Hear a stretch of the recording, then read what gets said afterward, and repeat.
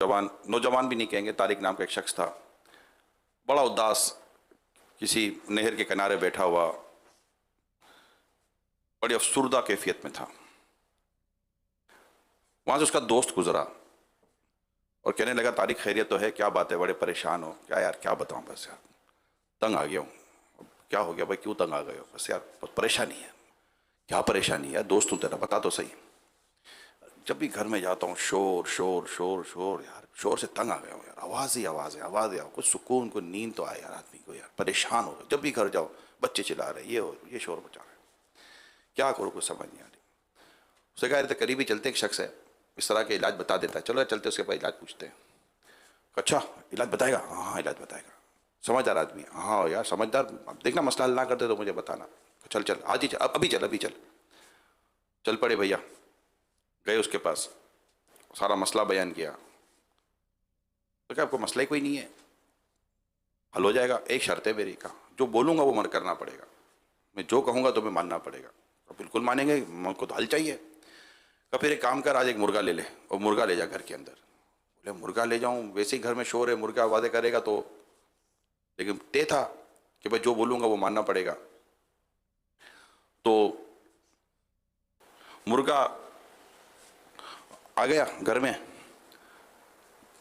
मुर्गा घर में आ गया और मुर्गे ने अपना साउंड शुरू किया, तो वैसे घर में बड़ा साउंड था और मुर्गे का अपना साउंड। अब ये बोला ये कौन सा इलाज था यार, एक आवाज़ कम थी तो वो भी आ गई। अब 3 दिन का इसको टाइम देगा, 3 दिन के बाद आके मुझे सूरत हाल बताना। 3 दिन के बाद गया, क्या हुआ? का क्या हुआ? एक मुर्गा बाकी था, उसकी भी साउंड शुरू हो चुका है, अब क्या करो? का कुत्ता लिया। का कुत्ता, आप इलाज चाहिए तो मेरी बात मान। ठीक है, कुत्ता ले गया। अब कुत्ता कुत्ता था, घर के बाहर बंधा हुआ था, और जो कुत्ते ने फिर जो करना था वो भुगता रहता था। पब्लिक, बच्चे की आवाज़ होती, जैसे पब्लिक चुप होते तो कुत्ता चिल्लाना शुरू कर देता। अब 3 दिन तक वो कुत्ते को बर्दाश्त करता रहा। बोले करूँ तो क्या करूँ? 3 दिन के बाद गया, कहा क्या हुआ? अब क्या हुआ? मेरे को समझ नहीं आ रही। कहा मेरी बीमारी बढ़ा रहे हो, मेरी परेशानी बढ़ा रहे हो, घटा रहे हो। बोला तू टेंशन क्यों लेता, जब मैंने कहा कि तू मेरी बात मान कर, अब क्या करूँ? बोला क्या हुआ? बोला अब तो कुत्ता भी नहीं बैठने दे रहा। कहा ठीक है तू गधा ले जाएगी। अब गधा भी ले जाऊँ मैं? ले तो जाना, बात मानना मेरी। और उसे गधा उधार में खरीदा, पैसे तो थे नहीं गधे खरीदने के, गधा ले गया। अब गधा 3 दिन तक, गधा अपना काम करे, कुत्ता अपना काम करे, मुर्गा अपना काम करे, वो बच्चे का वैसे घर में शोर जो मसला था। अब तो जनाब ये बिल्कुल बेजार हो गया। अब बोला यार अब तो बस खत्म यार, पता नहीं कैसा आदमी मिल गया। तो 3 दिन के बाद गया तो उसने कहा क्या हुआ?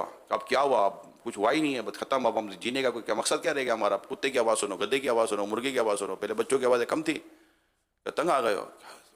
अब बताओ यार। कहा ठीक है जा गधा निकाल दे यार।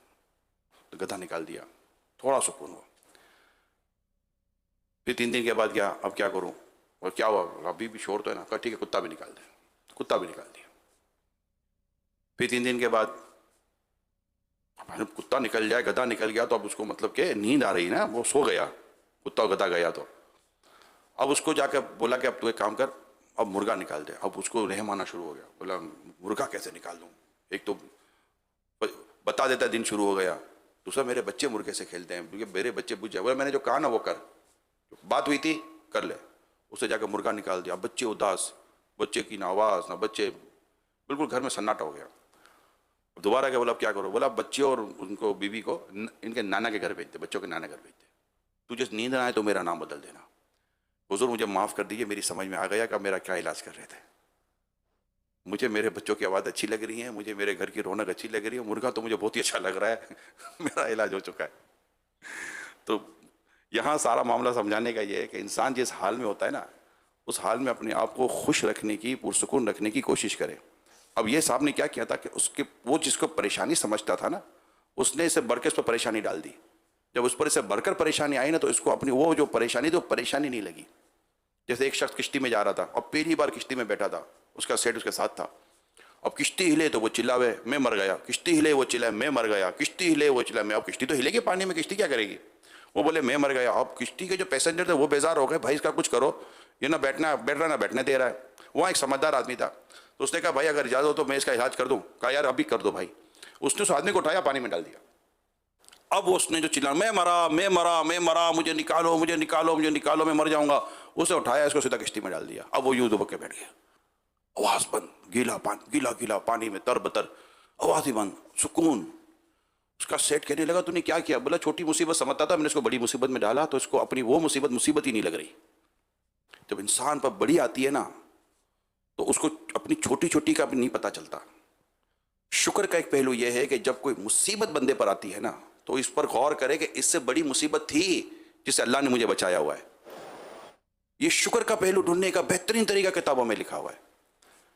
इसी तरह जो मुसीबत या परेशानी आई है, वो मुसीबत और परेशानी जो आई है वो मुस्तकिल नहीं है, उसका एक टाइम पीरियड है, चली जाएगी। इसके भी अलग वाक़ियात हैं कि वो चली जाएगी। अगर बंदा उसी पर गौर करेगा और फंस गया अब क्या होगा, वो देख ले भाई इतनी देर की है, इंशाल्लाह ये चली जाएगी, तो वो एक उसमें रास्ता भी निकाल लेता है। एक दो पैसेंजर थे, जहाज़ में जा रहे थे और 3 सीटें होती है ना जहाज़ की, वो एक कोने में दूसरे कोने में दोस्तों की थी, बीच में तीसरा एक ऐसा आदमी आकर बैठ गया कि बस वो थोड़ी सीट वहाँ की भी ले गया, थोड़ी सीट वहाँ की भी ले गया। था इतना बड़ा आदमी। एक दोस्त वो तो खिड़की से लग गया, बेजार हो गया, और एक दोस्त ने किताब निकाल कर पढ़ना शुरू कर दिया। पौने घंटे के बाद फ्लाइट लैंड हो गई। दोस्त ने कहा यार ये तूने क्या किया? बोला मैंने देख लिया था 45 मिनट्स का प्रॉब्लम है, अब इसको हल करने के लिए मेरे पास एक ही था, अब इसको मैं देखता रहूँ तो परेशान होऊंगा। किताब निकाल कर बैठ गया कि यार इस बहाने अपना मसला हल कर लूँगा। इस तरह मैंने तवज्जो ही नहीं की, क्योंकि मैंने अपना टाइम फ्रेम बना लिया था। हमेशा अपने खुद को हम शुक्र की तरफ लेके जाएं, और फिर जो मुसीबत या जो परेशानी आई है वो हमारी दुनियावी किसी काम मामले पर आई है, अल्लाह का शुक्र हमारे दीन पर नहीं आई। ये शुक्र के पहलू हैं। अल्लाह पाक हम सबको शुक्र गुजार बनाए और हमारे जो हालात जिन हालात में हम होते हैं उन हालात को हम अपने लिए अल्लाह पाक की नेमत समझें कि अल्लाह का शुक्र है, इससे बढ़कर परेशानी मुसीबत रही है, और खुशी अपने इर्द गिर्द तलाश करें। खुशियाँ और सुकून हमारे इर्द गिर्द मौजूद है। जैसे कि उस हकीम साहब ने उसको खुशियाँ दिला दी, आखिर बीवी बच्चे समझ में आ गए ना उसके। अल्लाह पाक हम सबको शुक्र गुजार बनने की सादत अता फरमाए। आमीन बिजाई खातिमिन नबीयीन सल्लल्लाहु तआला अलैहि वसल्लम। सल्लू अलल हबीब सल्लल्लाहु तआला अलैहि